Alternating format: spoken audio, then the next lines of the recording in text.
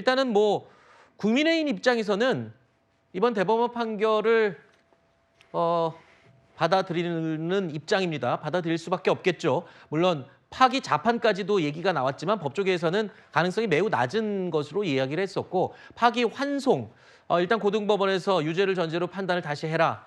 이러면서 지금 앞으로 남은 대선 한 달 남짓 남았는데 글쎄요. 지금 뭐 이재명 후보가 워낙 기세가 강하게 지금 달려가고 있었기 때문에 국민의힘 내부가 굉장히 시끄러운 상황에서 대법원의 이번 선고가 선거에 어느 정도 영향을 끼칠 수 있을 것 같아요. 분위기에.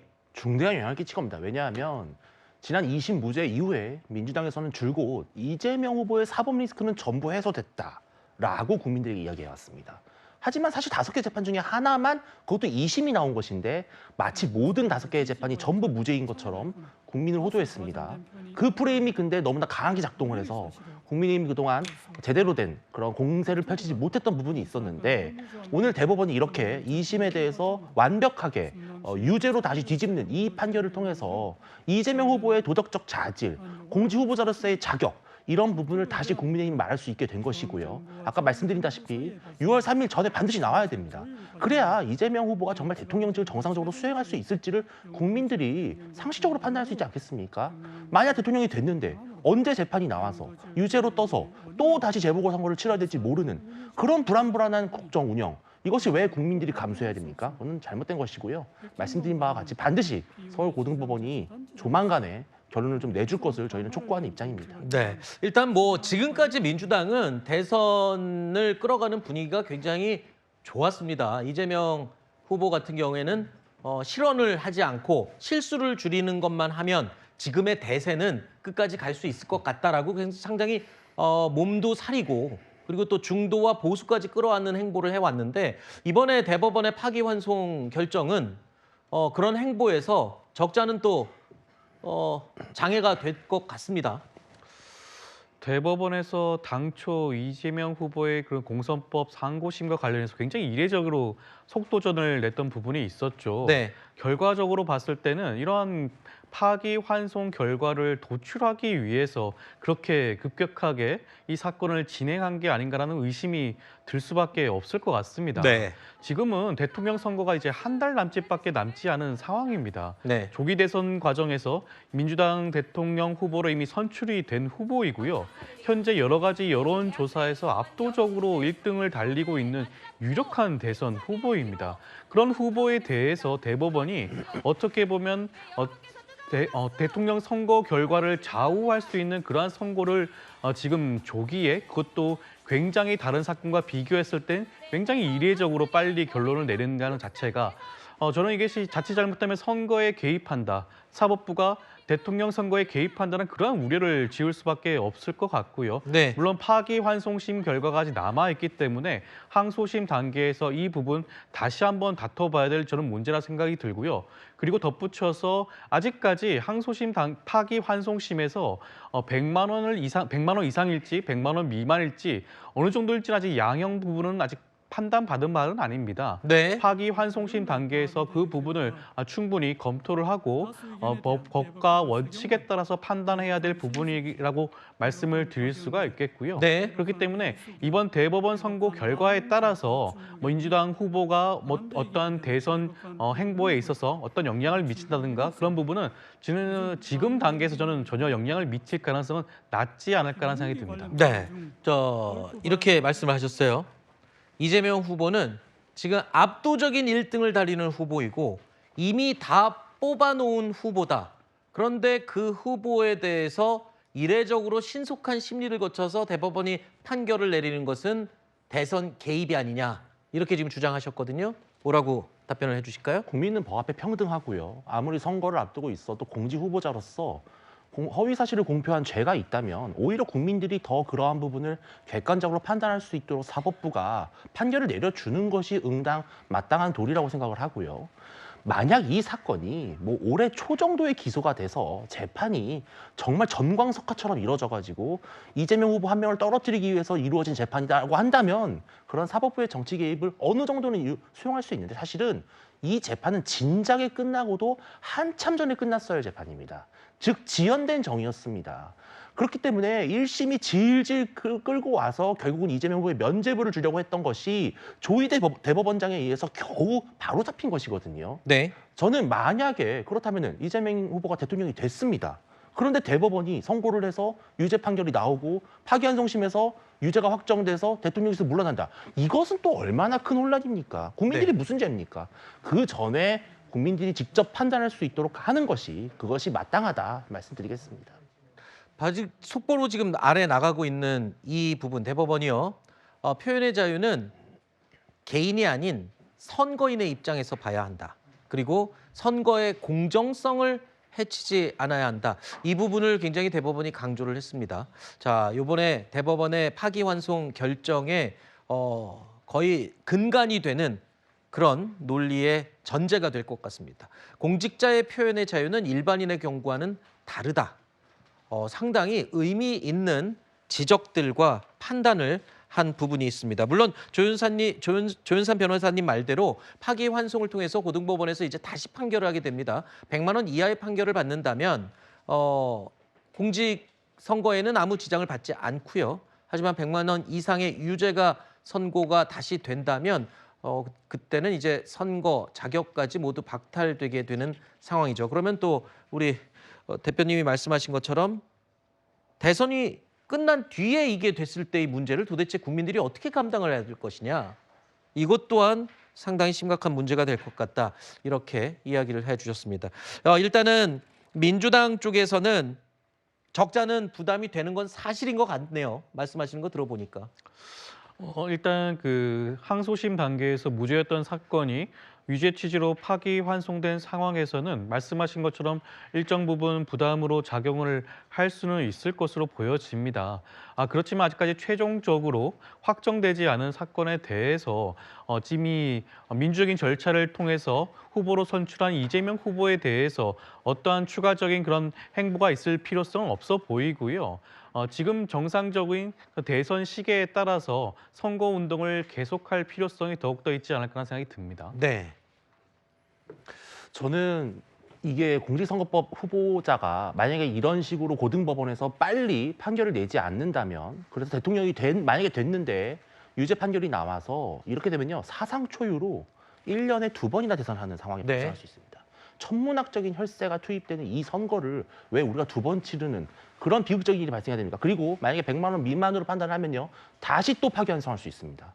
법리의 판단이 잘못됐다고 또 대법원이 판단할 수 있는 거거든요. 저는 네. 그래서 이러한 부분들이 있어서 안 되고 빨리 고등법원이 좀 제대로 된 판결을 내려서 네. 이재명 후보에 대해서 국민들이 정말 정확하게 판단할 수 있도록 좀 도와줬으면 좋겠다 말씀드리겠습니다. 그러면 지금 파기환송돼서 고등법원으로 갔어요.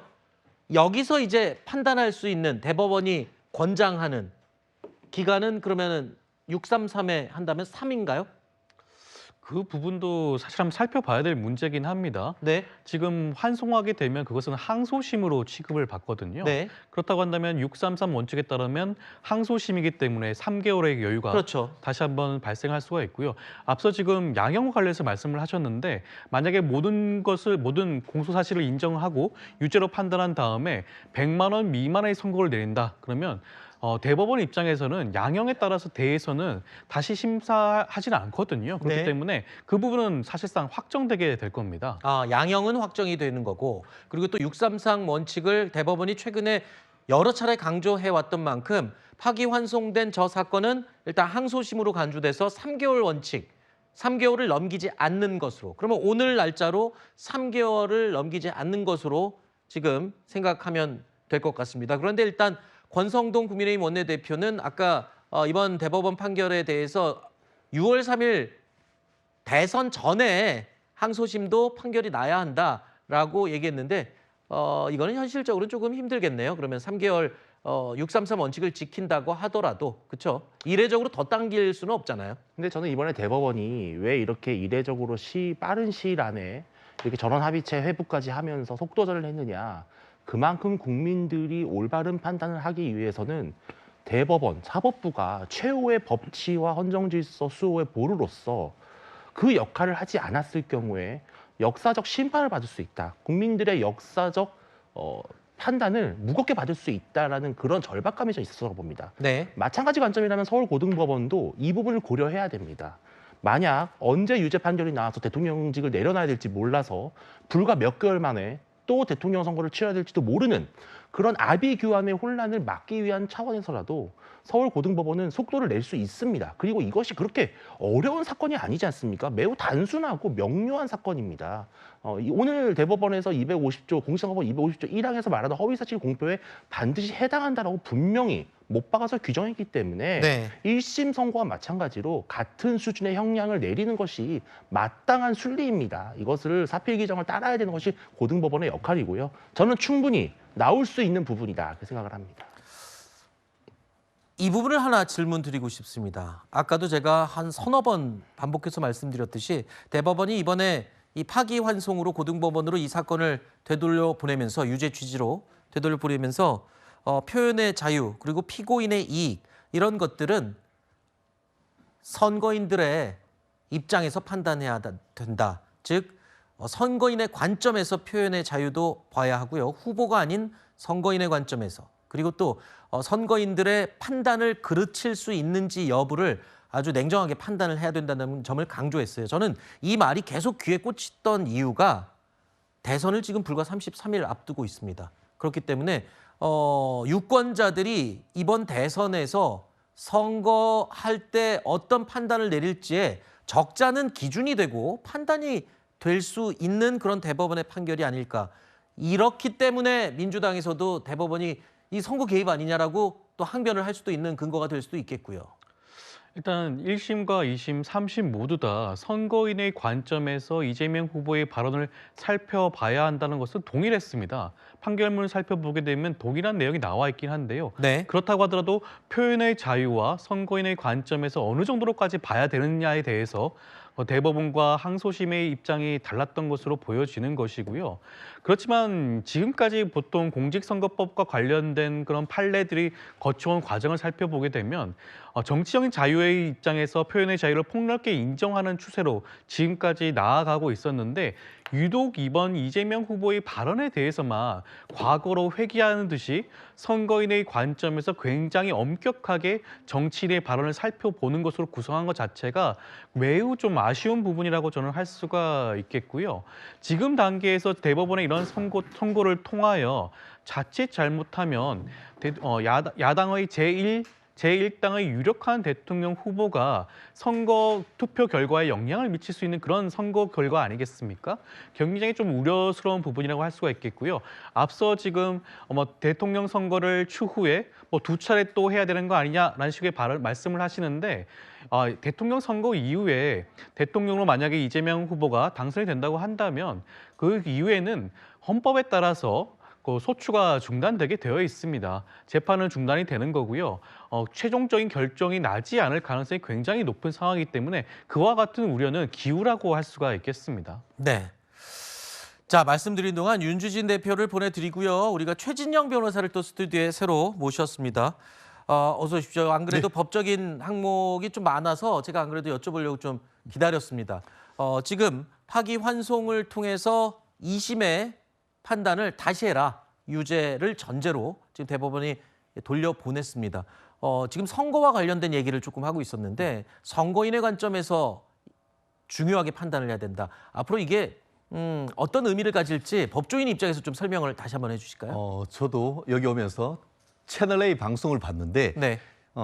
우리 조희대 대법원장님이 그 공선법, 이 허위사실 적시에 의한 그 공선법 위반의 판단 기준을 일반 유권자의 관점에서 봐야 된다라고 하는 순간 네. 이거는 파기환송이다라는 것을 직감했습니다. 왜냐하면은 오늘 그 대법원 판결은 1심, 2심 중에 1심, 그 1심을 거의 그대로 복사해서 붙여넣는 수준이었습니다. 그렇기 때문에 결국 1심 같은 경우에는 유죄를 판결하면서 징역 1년, 집행유예를 2년을 했는데 그 근거가 결국 사실이 허위인지 여부는 말을 했던 그 후보자를 기준으로 한 것이 아니고 그 듣는 사람, 결국 그 듣는 유권자의 어떤 기준으로 봤을 때 그 사람의 정직성, 그 사람의 진실성, 정치인으로서의 적격성을 판단하는 그 말씀을 했는데 그 반면에 2심은 뭐라고 했죠?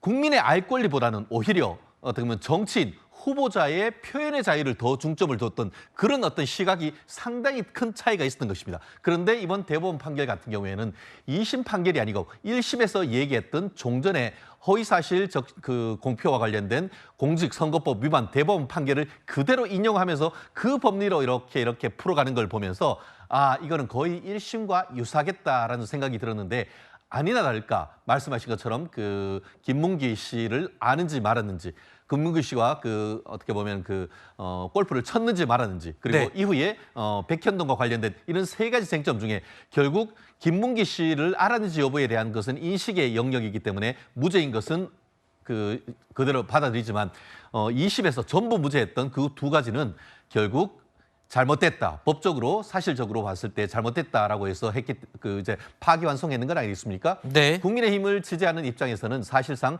파기 자판을 해서 이 논란이 오늘로서 일단락되기를 바랬었는데 그러지는 못하는 점에서는 아쉽지만 어쨌든 이 그 공직자의 말에 책임을 지우는 것, 그리고 한마디로 표현의 자유와 국민의 알 권리에 관한 기준을 세웠다는 점에서 아주 기념지적 판결이었다고 저는 평가를 합니다. 알겠습니다. 또 말씀드리는 동안 한쪽엔 저희가 이번에 새로 민주당 선대위 대변인으로 임명되신 김진욱 대변인 또 패널로 저희가 새로 모셨습니다.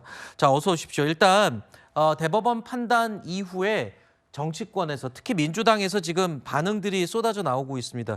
김병기 의원 같은 경우에는요. 이렇게 반응을 했군요. 이걸 제가 읽어야 되나요? 이것들 봐라. 사법 권력이 헌법을 무시한다. 이렇게 표현을 했고요.